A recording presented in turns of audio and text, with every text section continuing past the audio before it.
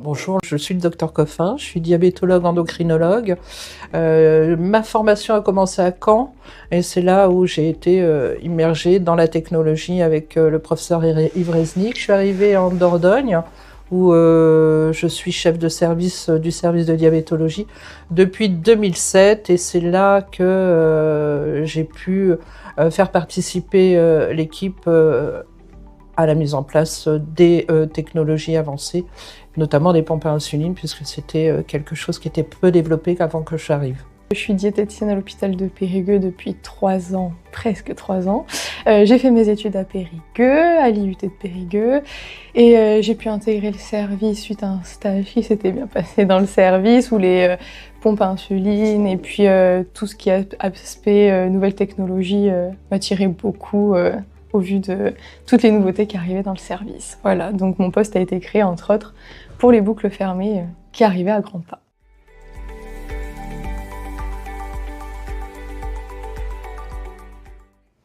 Alors moi je suis née avec la pompe à insuline, donc c'est quelque chose qui m'est ultra familier. Ça n'a pas été pour moi une révolution parce que je suis née avec. En fait, j'ai été éduquée avec la pompe à insuline. La grande révolution pour nous, mais surtout pour les patients, c'est l'arrivée du capteur de glycémie. Et donc le capteur, ça fait longtemps maintenant, hein, puisque c'était 2015, il me semble, et ça a changé complètement la vie des gens. Ça a permis à ce qu'ils ne soient plus dépendants des variabilités de leur diabète, de se prendre des hypoglycémies violentes sans qu'ils ne puissent les anticiper, ou des hyperglycémies importantes, et surtout d'avoir des visions de leur diabète qui soient sur 24 heures, de pouvoir voir leur nuit et de pouvoir adapter au mieux leur traitement. Ça a changé la vie des diabétiques et ça a changé la vie des diabétologues parce que pour ma part, regarder des carnets de glycémie avec des chiffres alignés dessus, notamment les carnets étaient faux puisqu'il est rempli dans la salle d'attente le temps qu'on nous étions en retard et ils arrivaient avec un carnet parfaitement propre et des glycémies toutes dans les objectifs. Donc outil ininterprétable, inutilisable.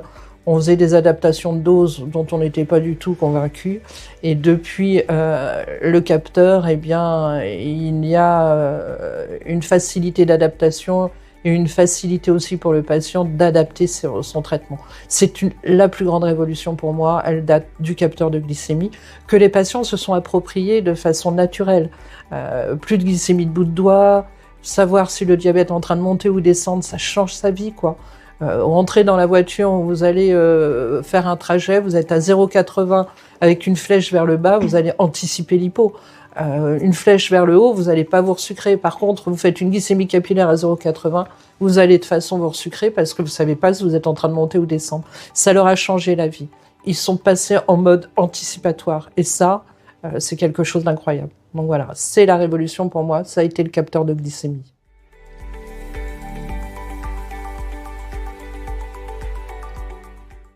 Alors, la télésurveillance, ça a permis qu'on soit réactifs au moment où ils ont besoin, qu'on soit réactifs et pas d'être réactifs quand eux en ont pas besoin. Voir un patient tous les 6 mois, voir un patient tous les ans, c'est pas forcément le bon moment, c'est pas forcément là où il a besoin de nous, alors que la télésurveillance, ça permet d'être actif à un moment où eux sont perdus.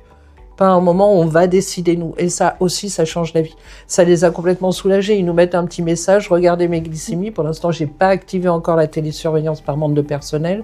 Mais ils nous mettent un message, je suis coincé, mon diabète se déséquilibre, j'arrive plus à voir. On va sur la plateforme et là, on peut les aider au moment où ils ont besoin. Pas sur un rituel qui n'a pas de sens. Ok, les voir tous les 6 mois, tous les ans, c'est intéressant pour faire le bilan des complications. Vous checkez avec eux si on peut changer quelque chose, mais c'est au moment où ils ont le besoin. Et la télésurveillance, elle a changé la vie des gens pour ça aussi.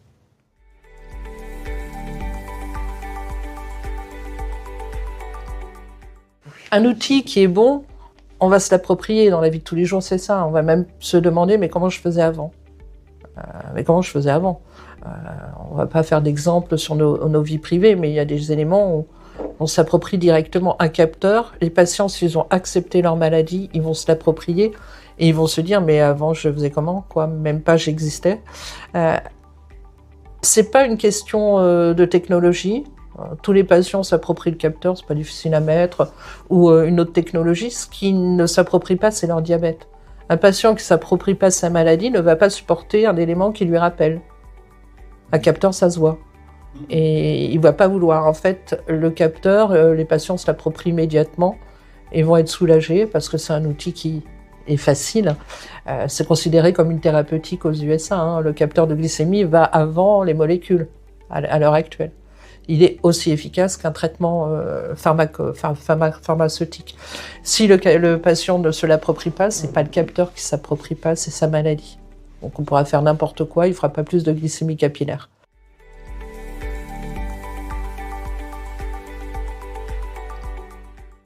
On a rarement eu de problématiques par rapport à l'acceptation des nouvelles technologies auprès des patients. C'est vrai que au départ, on s'était dit, bon, quand ça touche au téléphone ou quand ça touche à tout outil numérique, ça risquait d'être compliqué pour les personnes d'un certain âge. Au final, pas du tout, à partir du moment où, voilà, comme le disait Dr Coffin, la maladie est acceptée.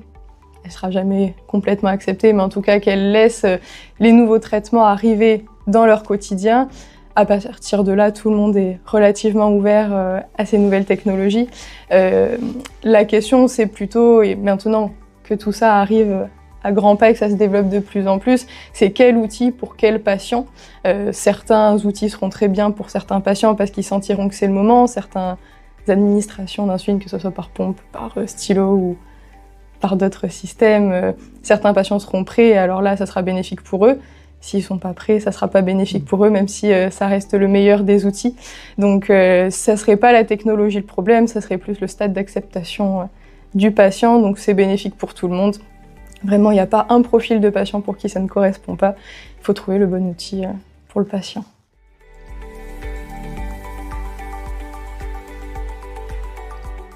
On a vécu une révolution.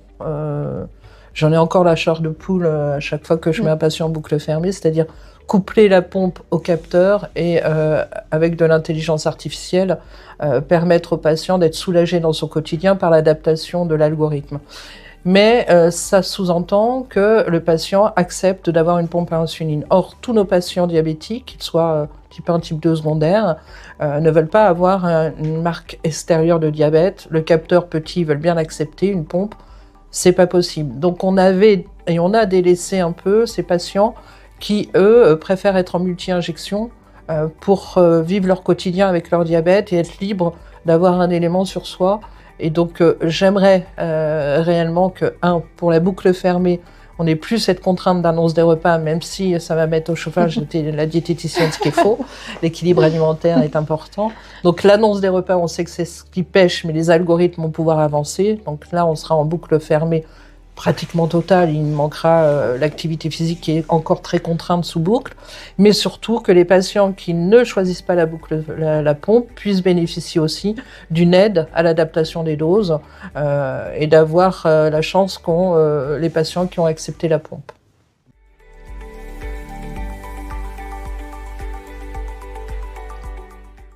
J'ai la chance de pouvoir faire bénéficier certains patients là en protocole sur un algorithme d'aide à l'adaptation de dose avec de l'intelligence artificielle et en plus auto-apprenant. En France, on n'en avait pas. La seule possibilité n'était pas développée en France. Donc grâce là à un algorithme externe qui va être dans le téléphone, les patients vont pouvoir avoir une aide à l'adaptation des doses et une proposition de modification par l'algorithme de leur dose, d'avoir un diabétologue de poche en fait dans leur téléphone et ce qui leur permet d'avoir une nette diminution de la charge mentale.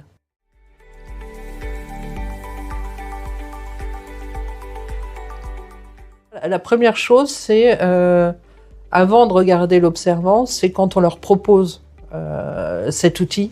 Et c'est là qu'on voit des éclairs dans les yeux, comme on proposait l'outil pompe en boucle semi-fermée. On leur propose un outil qui va les soulager, qui va leur diminuer la charge mentale. Et déjà lorsqu'on leur propose ça, c'est oui, on y va, bien sûr, mais oui, on en a besoin, mais bien sûr, on sera moins solo. Et donc déjà, il y a l'enthousiasme même avant qu'on ait mis en place le système. Une fois qu'on a mis en place le système, on y trouve un confort. Alors, c'est absolument facile, hein, puisque tout se passe dans le téléphone, il n'y a pas un autre device associé. Et les patients vont avoir une vision de leur diabète qui est moins subie. Ils ont un élément dans l'algorithme qui va s'approprier leur maladie, mais c'est un truc, la charge mentale, elle descend évidemment. Ils savent qu'ils sont protégés par un mini-diabétologue qui est dans la poche. Donc oui, l'observance est meilleure. Oui, comme toujours, et comme je l'ai dit au début de l'entretien, si le patient s'est approprié la maladie, ça va aller tout seul. Au contraire, ça va aller vite et il ne va plus pouvoir s'en passer. Si le patient ne s'approprie pas sa maladie, il ne veut pas l'avoir. Qu'on mette un outil X, Y, il ne voudra pas l'avoir. Alors au début, oui, peut-être ça va m'aider, mais non, il faut quand même qu'il accepte la maladie pour pouvoir la regarder. Et il faut la regarder quand on va dans le téléphone pour aller mettre sa dose, pour aller mettre ce que l'on va manger. Et donc, s'il ne se l'approprie pas, ça va l'aider, comme pour les boucles, hein, sous pompe, ça améliore tous les patients, quels qu'ils soient, de plus bons au plus mauvais. Mais ça ne sera pas l'élément qui va l'aider. Je crois que c'est l'acceptation de la maladie qui est le seul frein à l'outil.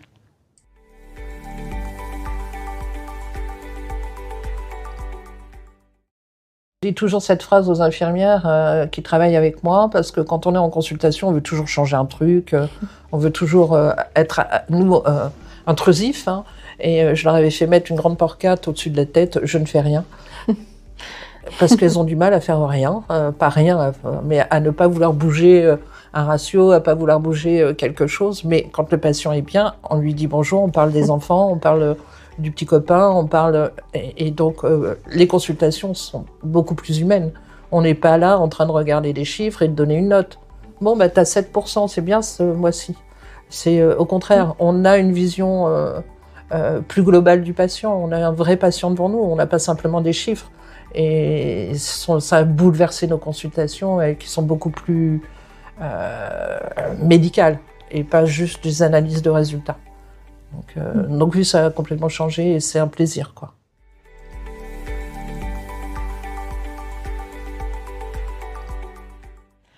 Il va y avoir plusieurs rôles au point de vue de la formation à l'outil avec le médecin, infirmière, etc. sur comment fonctionne le matériel, au point de vue plus purement fonctionnalité.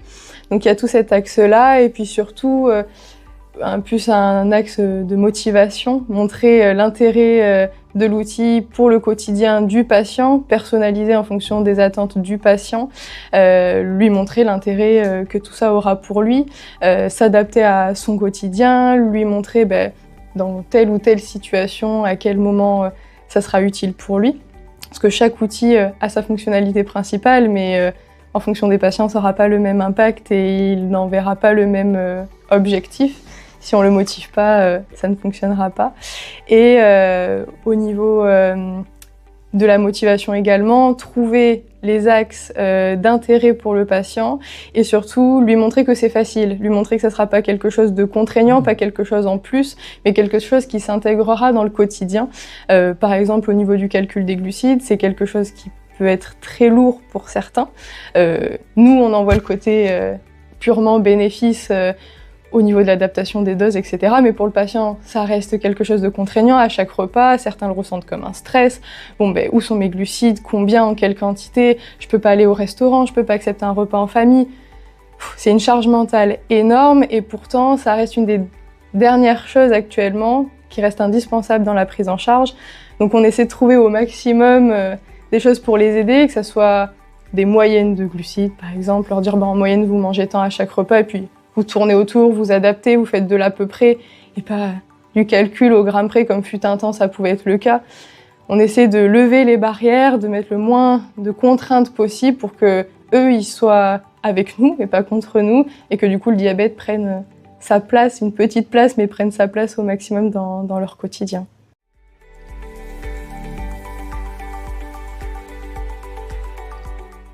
Des exemples, on en a beaucoup. Ouais. Le plus bel exemple, c'est le patient qui s'approprie au quotidien et le lâche pas. En fait, parce que quand on a un nouvel outil, comme je l'ai dit tout à l'heure, si vous apporte rien, vous allez l'oublier, puis vous n'allez pas une fonctionnalité. Eh bien, la majorité des patients, je m'étais dit au début, bon, à chaque repas, aller rentrer le truc dans son téléphone. Quand on est sous stylo, on n'a pas obligation de prendre un device pour faire son annonce de glucides. Sous pompe, on est obligé, donc de toute façon, on a un autre objet. Là, quand on est sous stylo, on peut envoyer l'insuline sans passer par son téléphone. Donc là, ça leur demandait un chemin supplémentaire, ça me faisait un peu peur. Est-ce qu'ils vont aller sur ce chemin-là en plus? Eh bien, ils le font, et puis ils le font bien. Et puis, comme ça marche, eh bien, ils y retournent, et puis ils le font. Alors, à chaque repas, peut-être pas, parce qu'il y a des contraintes professionnelles qu'ils font ou autres, mais ils se l'approprient. La réussite pour moi de cet outil, c'est qu'ils ne le lâchent pas. Ils ont pris le chemin, et ce chemin, il est hyper confortable pour eux, et ils restent sur le chemin. Mais voilà la réussite. Donc évidemment, à partir du moment où vous utilisez l'outil, qui est un outil d'aide à l'adaptation, eh bien les résultats sont là. Donc voilà. Après, les gens qui veulent pas prendre le chemin, eh bien, c'est ça qu'il faut qu'on fasse, nous, dans le service, c'est les emmener à prendre le chemin et qu'ils soient confortables, ce chemin-là, pour qu'ils y aillent tout le temps. S'ils y vont pas, eh bien, les résultats, on va pas les avoir. Donc, c'est ce chemin-là qu'il faut qu'on emmène. Voilà. Donc, la réussite, elle est là. Et quand ils restent sur le chemin et qu'ils y vont le maximum de fois, ben, c'est que c'est gagné.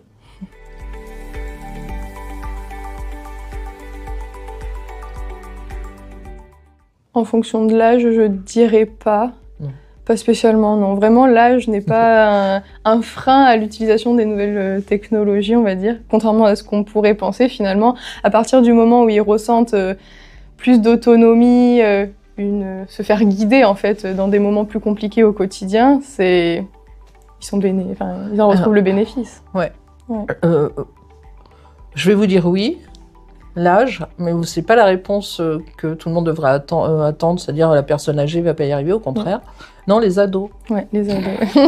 Paradoxalement. Ouais. Mais on sait, hein, c'est une maladie chronique, eux ils sont immortels, hein, les adolescents sont immortels. Par définition, ils n'ont pas leur frontal qui a poussé, donc ils font des expériences multiples et variées.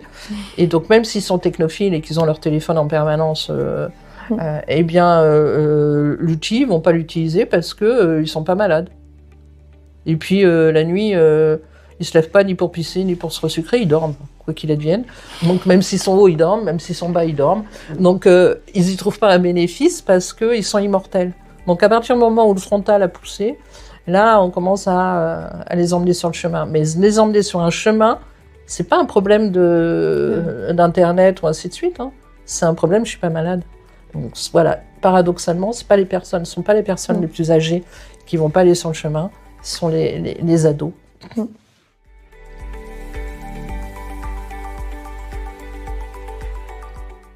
L'intelligence artificielle dans la médecine a tout révolutionné.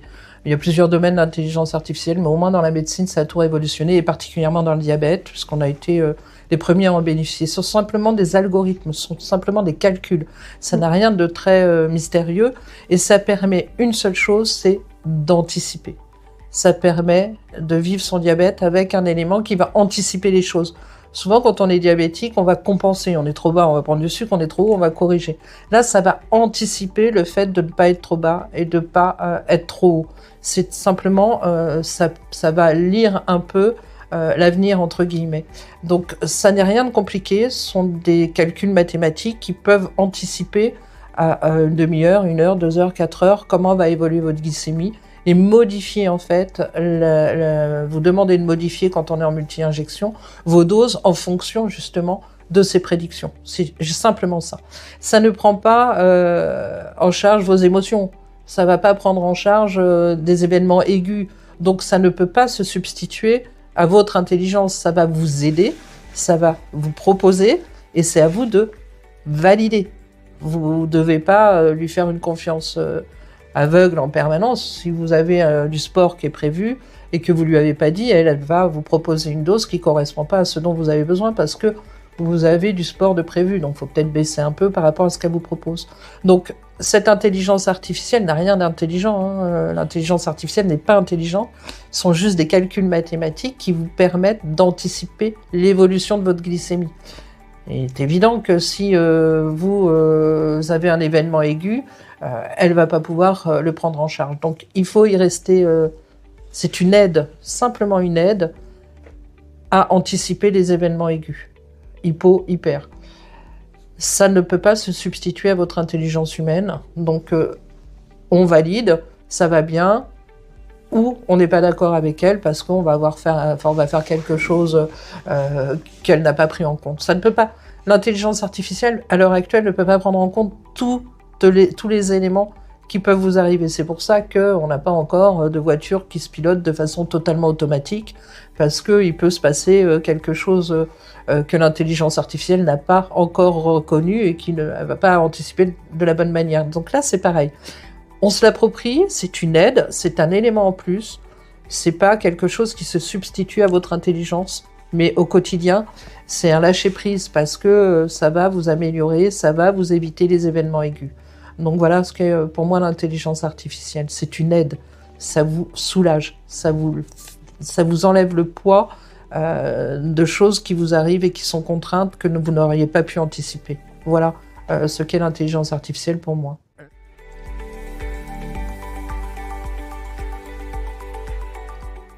Comme dit Dr Coffin, gardez à l'idée que c'est une aide, que c'est pour guider, que c'est pour déstresser de certaines situations qui peuvent être difficiles à gérer car ponctuelles ou pas quotidiennes, voilà. Ça va être pour de manière ponctuelle. Après, il faut que les patients gardent à l'idée que c'est eux et uniquement eux qui se connaissent le mieux.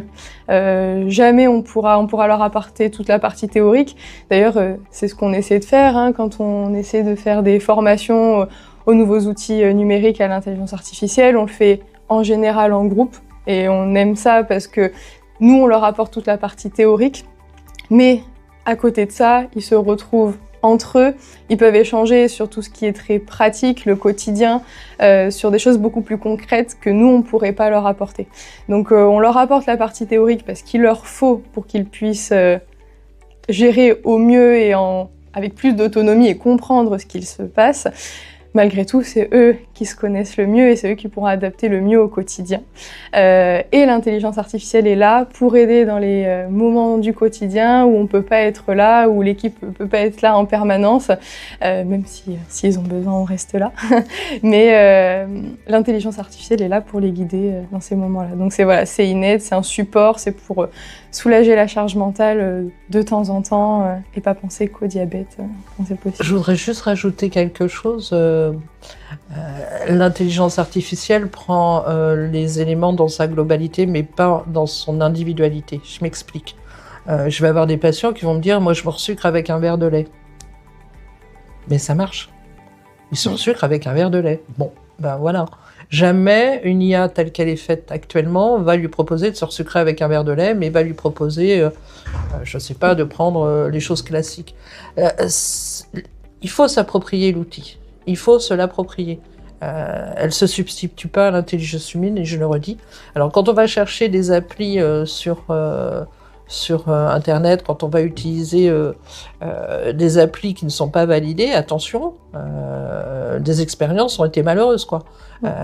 Tout n'est pas bon à s'approprier, il y a des choses qui ne sont pas validées, qui peuvent vous emmener sur des terrains qui ne sont pas les bons, qui vont vous estimer les glucides, mais de façon totalement erronée, et qui peuvent vous mettre en danger, hypo-hyper, qui vont vous proposer des choses un peu farfelues pour du resucrage. Bon, attention à ces algorithmes non validés médicalement qui peuvent vous mettre en danger. Donc ça, c'est la chose importante. On l'a vécu avec les boucles fermées où les gens faisaient ce qu'on appelle du do-it-yourself, aller craquer des algorithmes pour les mettre dans leur pompe à insuline. Bon, certains ont été validés et maintenant on les connaît. D'autres étaient quand même un peu archaïques et peuvent vous mettre en danger. Donc attention, soyez simple. Les choses sont simples. Il n'y a pas à aller chercher des choses, rajouter, je sais pas, des graines de riz rouge ou des graines de chia parce que vous allez avoir un teint éclatant le matin. Non, ça ne fonctionne pas comme ça et il faut rester simple et utiliser des applications qui sont validées médicalement. Voilà. Conseillé par les équipes, validé et testé, pas aller s'aventurer ailleurs.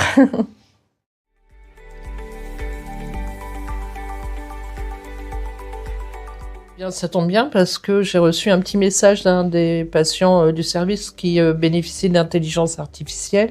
Je l'ai reçu il y a 3 jours et je pense que la phrase avec laquelle il conclut son petit papier résume très bien, puisque il me met « Cet infirmier de 10 cm, là il parle d'une pompe à insuline, c'est l'arme absolue.